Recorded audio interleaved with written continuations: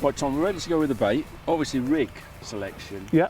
To go with the feeding pattern that you're going to do is crucial. And Absolutely. I think that's where a lot of anglers that are not used to this aren't getting that quite right. So generally, was it fair to say you're going to be fishing dead on bottom, perhaps just a couple of inches off? Absolutely. I mean, the whole emphasis of everything I've talked about with feeding is concentrating those fish on the bottom where you can catch them easily. And rigs have got to really also accommodate that. You know, you're looking to get your bait down there, present it to them as quickly as possible, get a bite, get a fish, and get it back in and repeat the process. Because you could be fishing for anything up to 200 fish on a venue like this. In terms of can we just quickly go through your shotting patterns? And, absolutely, yeah. Just to sort of clarify what I just said, you know, a lot of people would think, oh, you wanting to bomb it down and catch them as quick as you can. There is a catch-22 situation though, because when you start compromising presentation, if you fish a massive rig, say a 2 gram rig with a bulk and a dropper there, you won't catch nearly as much as fishing a lighter rig because your bait's not presented as well. So although you are trying to bomb it down and be as efficient as possible, you've also got to present it well, because they're not daft. It's a clear canal, it's winter, you know, you do have to do it half right to get bites. And something that we've sort of found to be an optimum size rig for this venue is 0.6 gram. As you can see, that's so just a bulk of number 8s there, little number 11 so trimmer. Nothing complicated there at all. Yeah, and then I've got 3 number 10 droppers below that. Now these 0.6 floats, the Preston Innovations PT Series 6 they are. You can see just a nice sort of, I suppose you'd call it a stem, teardrop shaped body, wire stem, and a thin bristle there.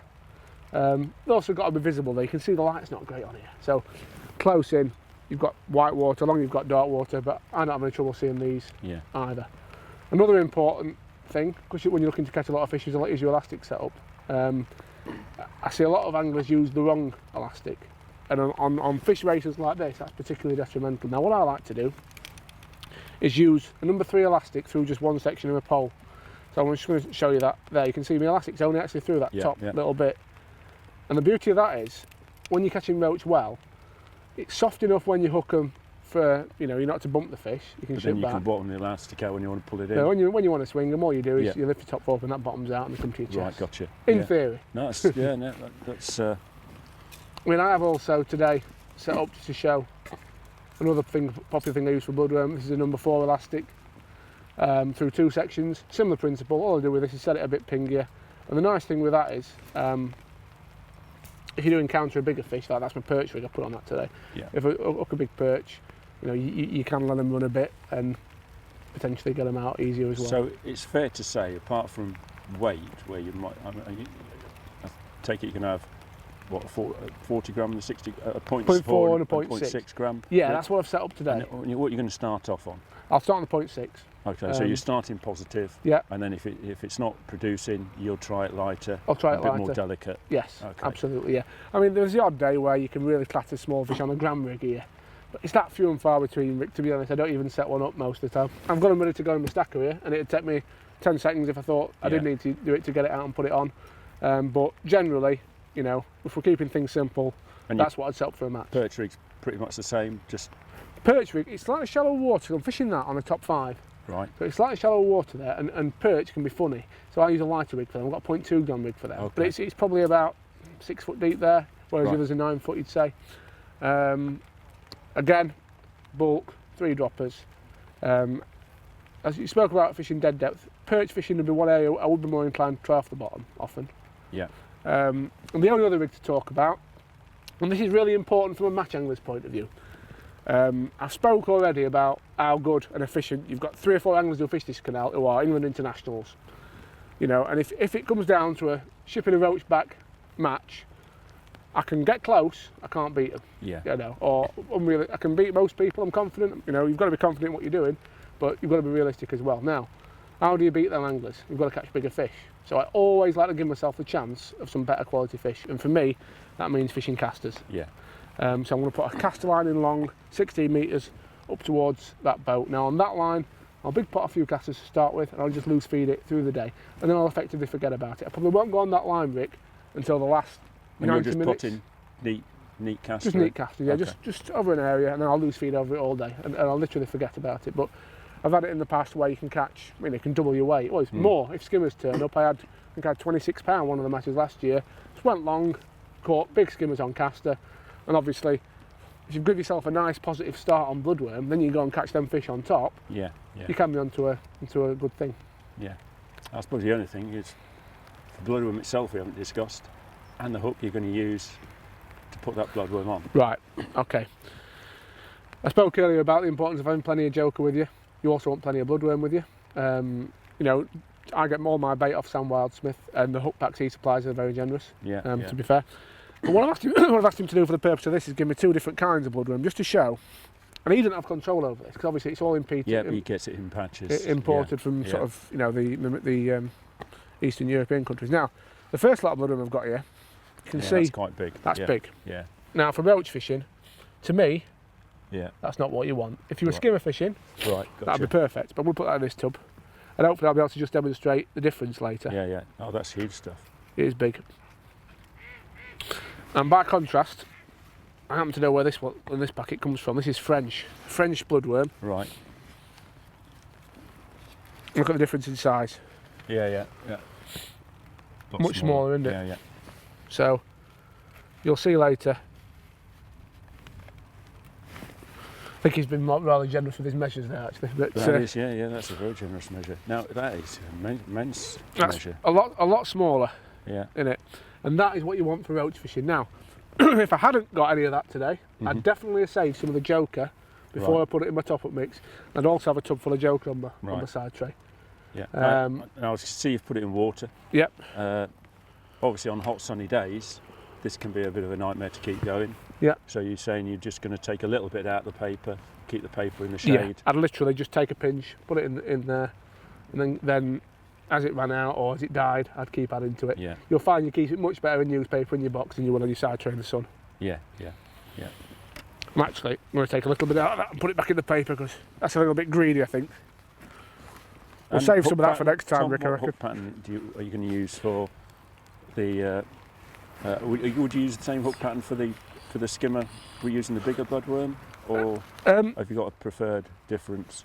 Right. Generally, for roach fishing on this canal, I like a pattern called a PR31, Preston PR31. I've got about 50 packets of them at home. The problem is Preston Innovations stopped making them now. Okay. Yeah. So I'm having to find alternatives. Other good ones are the ultrafine poles from Drennan. Yeah. They're really good. Or when you're joker fishing or using that small bloodworm, another good hook pattern which is readily available is the Gamma Katsu Green, or Green Gamma as a lot of people call it. And they're brilliant. What sort of size? 20 and 22s generally. This is on the Gamma Katsu? On all of them, yeah. I'd rarely go. Because I mean, to be fair, when you talk hook sizes, the difference between the different models are massive. Yes. Yeah. And so when someone says a size 20 hook, unless you've got the pattern, a size 20 on some models would be the size 16 on another. Yeah. So I suppose the key factor is it's got to be sharp. Yeah. It's got to be fine. Yeah. So that it'll go into the bloodworm without destroying it. Absolutely. The thing that the Green Gammas have got, which perhaps the other patterns haven't, and make them particularly suitable for small bloodworm and joker, is they're a barbless pattern. They're very fine wire, and because they're barbless, they don't damage your bait as you put it on, so you get perfect presentation with the Green Gamma. Yeah. But I say PR31s are barbed, a little bit more resilient, so if you're catching a lot of fish often, they're a nice choice. Yeah. Right, let's get fishing. We'll get some bait in. Yeah. Something that is important, Rick, when it comes to feeding your initial bait is you want your ball to go straight down, so you know you're presenting your bait dead on top of them. 2 things with that: you want to make sure your coping kit is the same length as your top kits, which is an obvious one, but a lot of people get it wrong. I actually know mine is about that much longer, which helps me sometimes when the wind's blowing, for example, off my back.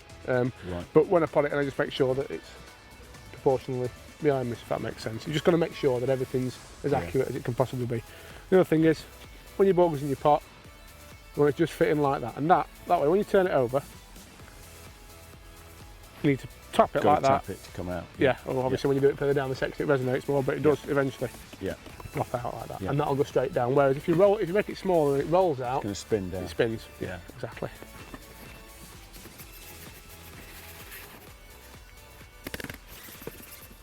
Also, that's something else you've got to take into account as well, the bend of the pole when you've got your cup on. Absolutely. A big lump of ground bait in. Funny, I remember asking Alan Scofforn about that on one occasion, and he told me they did a test once. It doesn't affect things as much as you'd think. Like, you'd imagine that would be losing quite a significant amount of length. 6-7 inches, yeah. But apparently not. You can see I'm lining dead up with my marker, making sure it's exactly where I want it, and that's now going straight down. See where the bubbles are coming up, look. Yeah. Obviously it's not always that easy when it's blowing a force 9 and you're clinging on to your pole with dear life, but... And there are any times where you would perhaps throw in balls for noise and effect? Absolutely, yeah. We're spoiled here at Thorn. You know, we know there's a lot of fish there. We know we're going to catch a lot of fish. If you're at somewhere harder, Evesham's a good example, really. We know there's not a million roach in front of you at Evesham, quite the opposite often, isn't there? Yeah. So you've got to look to draw in basically what fish you can from around, and that's when boarding really comes into its own, because and I presume if you're going to be throwing balls in, you're not going to be using heavily lace and... Exactly. You throw the bait you're throwing. It's a bit like your perch mix. Yes, exactly. It needs to be attractive, i.e. attract them with the noise. Odd tiny bit of bait in there just to keep them grubbing around. But as you rightly say, you know, we're still looking to achieve the same effect that we're achieving today.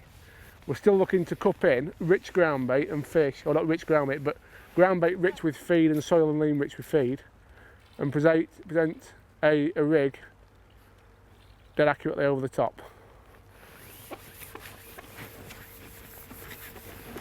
You can see there, I've just put a nice spread of casters that was down interesting watching that, because you didn't put it all in one spot. No. You did quite a big spread there. I presume that's so that you keep the fish interested for longer? Yes. Yeah, you'll see when we move out on that line in a while, we'll fish that a bit differently. It's almost probably a good example of the opposite effect, really, because we're loose feeding on it. We're spreading bait over an area. We're fishing a strung out rig. Yeah. It's almost the opposite effect to what you're trying to achieve with bloodworm, really. You're looking to... So you're spreading feed out, you're catching fish on the drop. And I think that's probably why the two methods work so nicely in unison, really, because what you've got is an area where the big wary fish want to sit where you're loose feeding. Yeah.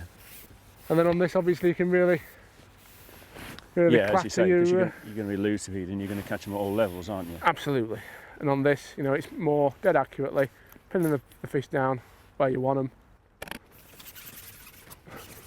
I'll tell you what it does make you realise, Rick, as well, putting balls in like this. And again, I'm probably tempting fate saying it before I cup a ball out, but it does make you realise just how strong a lot of modern poles are. Yeah. I've had the poles in the past that have been so weak, if you could put a ball in there, you'd need a flotation device. Yes. To get it out. Don't get me wrong, it does take a bit of confidence the first time you do it. It did for me anyway.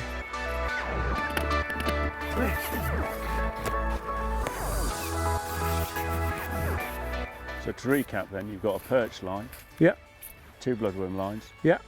And then your caster line. Absolutely. So you just about fed it now. Yep, all lines are fed now. How are you going to start? I'm going to start now on my perch line. But it's important to say, from the moment you feed bloodworm lines, you've got to keep a mental note of when you've fed them. Now it's easy now because it's the start of the match. We know, what we've fed where. But from now on, there'll be fish on them lines straight away. Yeah. And again, it's all about gauging at what point there's better stamp fish there, how much bait's in your peg. That's what makes the difference between the average angler and the top angler. Absolutely, you've just got to keep thinking about that all the time, really. The other thing to keep an eye on, I've made a mental note, there's a rock here in the edge, I can see the water level on it. Obviously the canal's moving today, it might be dropping or it might be coming up. Yeah. At the minute, it's about where it was, it stayed about the same, but we have got to keep an eye on that. Right, so we'll start on the perch rig as discussed. Nice little bloodworm. For speed, it always pays to get a few bloodworm out your tub at a time, wipe them on the side of your hand, and off you go. I think we'll get a close-up of that later on, because if you haven't put a bloodworm on, it can be a nightmare. Definitely. It does take some getting used to, but I think hook pattern has got a lot to do with that. Absolutely. Right, see if we can get one straight away for you. So are you just laying them on your finger and then just putting, just lightly? Yeah, you've got to hook them in a certain spot, and that certain spot is on the head, just through the head, so to speak, through the black spot at the top. A bit of weed on this inside line. With it pulling, I'm not sure. Easy. As if by magic. I hope nearly dropped him though. Now the nice thing about this perch line here though is it's a line you can often keep coming back to. Yeah. I mentioned obviously. So you're going to stay on this line now until you stop catching perch, presumably, are you? No, because these perch are small. So hopefully, in an ideal world, we'll find that the roach we're going to catch a lot further out will be bigger. Yeah. So this is just to give you 2 other lines a bit of time. Yeah. To bring the fish in. Exactly that, Rick. A little bit of time to settle. You know, I know from past experience, if we'd gone straight on them lines, we'd be having hold-up bites, we'd be having small stamp fish, we might have the odd perch, and it'd only be after sort of 10 minutes that you'd start to see your peg settle down and you start to catch the odd one. But you'll catch much better by resting it, because then when you do go on that line, the fish will be settled down on the bait and you'll be able to catch them.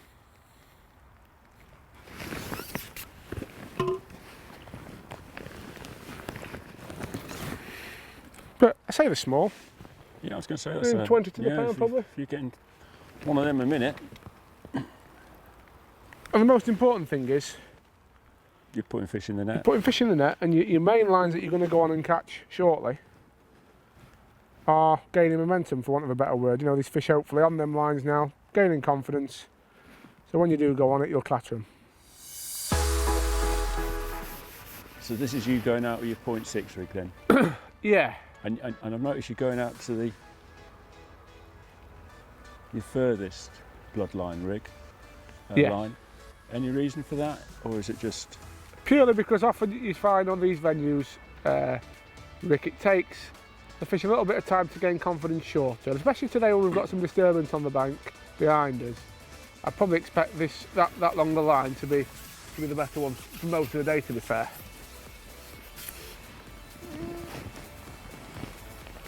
On the roach straight away.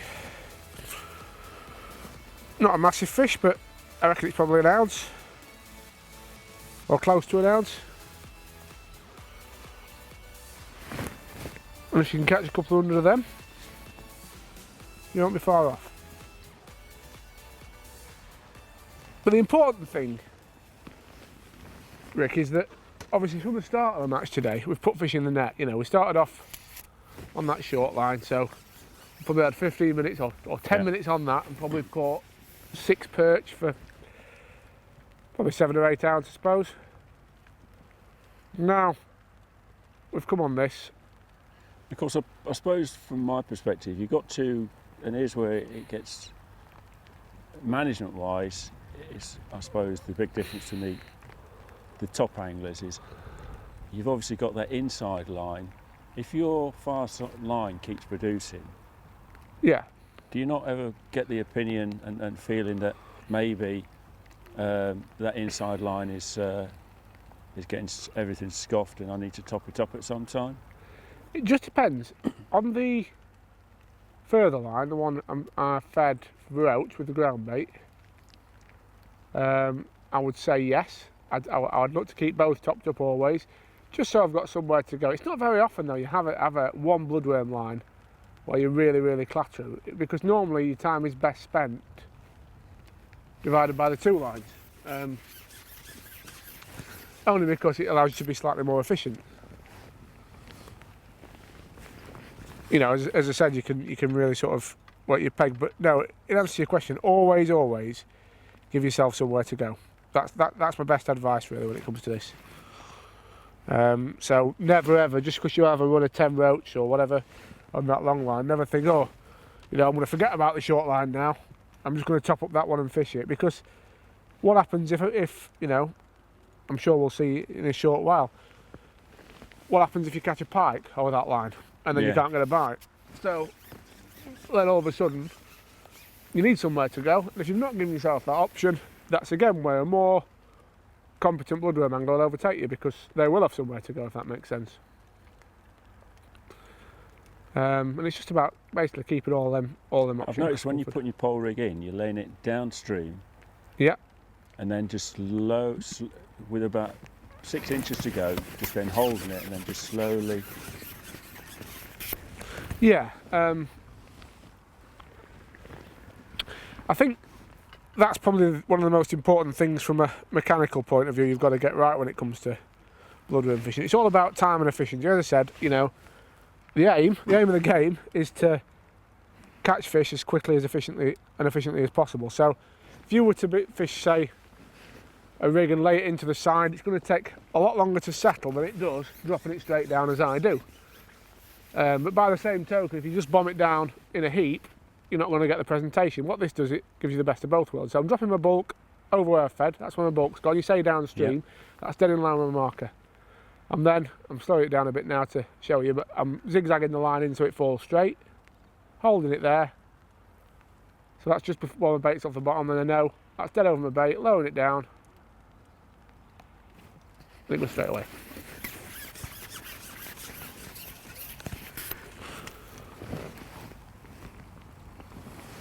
It's interesting, Rick. You'll notice I caught 2 roach straight away. I've just had 2 perch. Yeah, I've just noticed that. Now that could be a sign that my bait's running out on that line already. Yeah. But it could also be a sign that the roach are a little bit cagey. Because we're so early in the session, I'm reluctant to commit to topping that one up straight away. It might be that you could put another ball in there, then roach will come straight back. But it might also be that it could be a tough day today, so it might be the case that the roach, I've caught a couple of roach and they've backed off. I don't think it's that, but I'm not sure. In order to be sure, what I'm going to do in a minute is drop on that shorter line and just see what happens on that one as well. And that'll just give me a reading, really, of what's in my peg and how the relevant fish are, very good, how the relevant fish are responding. You mentioned as well, with regard to how I put my rig in, that holding the float out of the water, on really tough days, I've known it on this canal before, where if you really take your time putting that rig down those last few inches, you can actually induce bites that other people aren't getting, who are just simply sitting and waiting. Alan Scotthorne was the master of that some years ago. He went through a real golden spell on here by just literally lowering his bait down in that way. And that's a little pommy hybrid. It's interesting, these fish, gorgeous, aren't they? Yeah. Now they are something you seem to catch early season and late season on here, and it's not always a good sign. These are devils for holding your bait up in the water. They don't weigh a great deal, but unfortunately the colder it gets, I mean obviously we're now in November, the colder it gets, you tend to find that they disappear and are replaced by roach. But as I said, I think the key thing you can see is we're putting fish in the net quite quickly, and that's the aim of the game with it.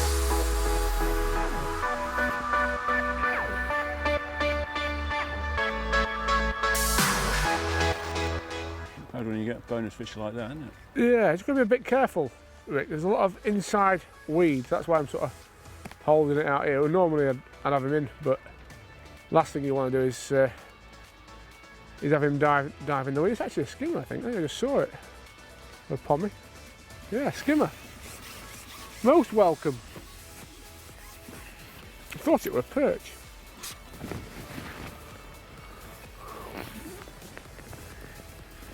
I'll tell you what, whenever I catch one of these on bloodworm, it always makes me excited because I think we'll catch a lot more of them on casters.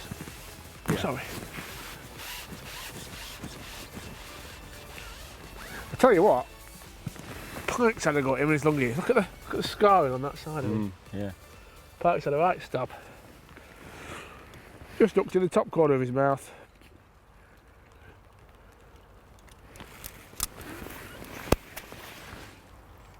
It's interesting as well, Rick, that fish came, I don't know whether you saw,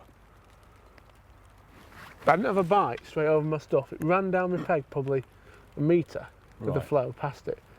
I think that's often a sign, you know, if you go in and don't get, you'll see how not long ago, quite literally it was instant one, it lowered my rigging straight away. And it's another thing just to have in the back of your mind, if you're going in and catching one a chuck, then all of a sudden it abruptly stops. You think bigger fish could be It can mean that. Bigger, yeah, I've had that a lot myself. Not with bloodworm fishing. Yeah. But if I'm fishing and I suddenly find that my swim goes dead, I'm either thinking pike or... Well, sadly that's the other thing it can be, isn't it? Or hopefully there's...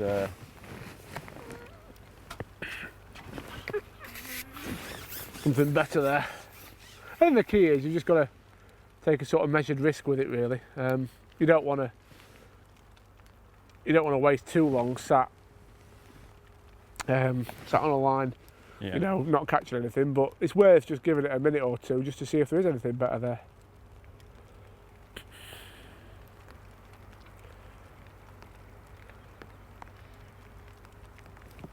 And that time again, straight over my feed. So yeah, that was instinct.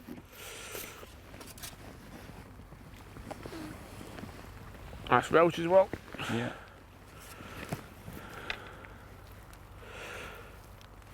So obviously we're probably 25 minutes into the session now. We haven't topped up yet, but you see I've just caught a slightly better roach. Now I'm going to put money on the fact that if I went back on my long line now, you'd be getting roach. I'd catch a couple of better roach. It might be that they'd back off as they seemed to last time, but I don't actually think that was a sign of a bait running out. I think it's just a case of the fish still settling down, really. And I think the roach will get more confident as the session goes on and we'll catch more and more. So I'm not looking to top anything up yet. As long as I'm getting bites, putting fish in the net. I've had a bonus fish. If it was a match, I'd be very happy.